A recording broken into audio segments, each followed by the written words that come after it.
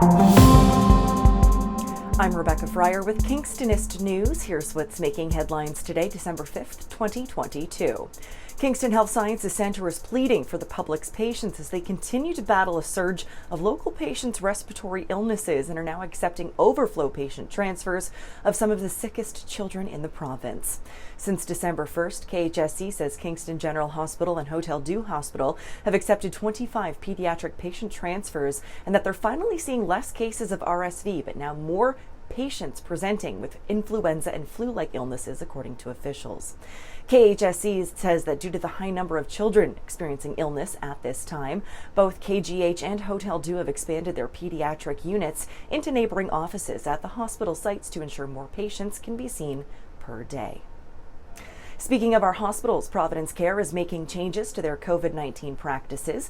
Beginning today, Monday, December 5th, all patients, clients, and visitors to their sites will be expected to self-screen for symptoms of infectious illness and expected to sanitize their hands and masks up, with masks to be worn at all times.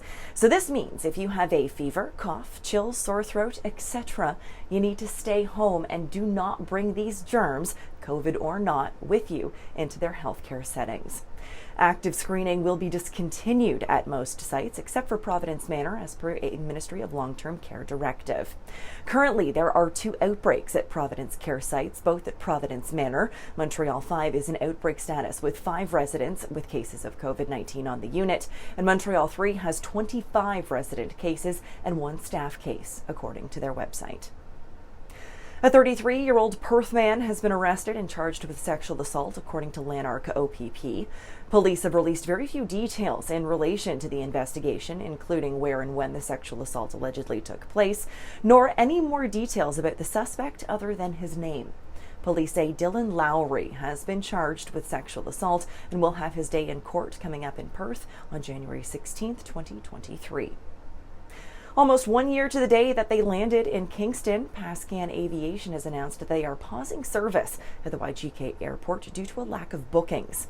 Starting on January 6th, the airline will pause flight service, and they say they will be reaching out to passengers to help them find alternative travel arrangements.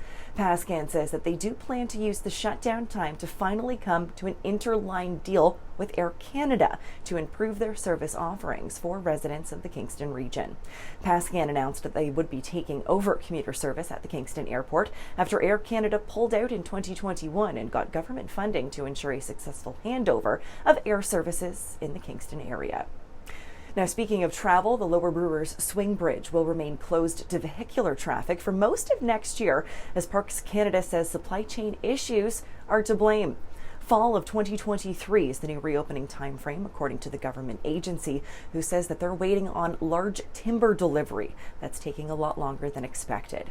Despite the disruption to vehicle traffic, Parks Canada says that there should be no impact to marine traffic for the 2023 boating season.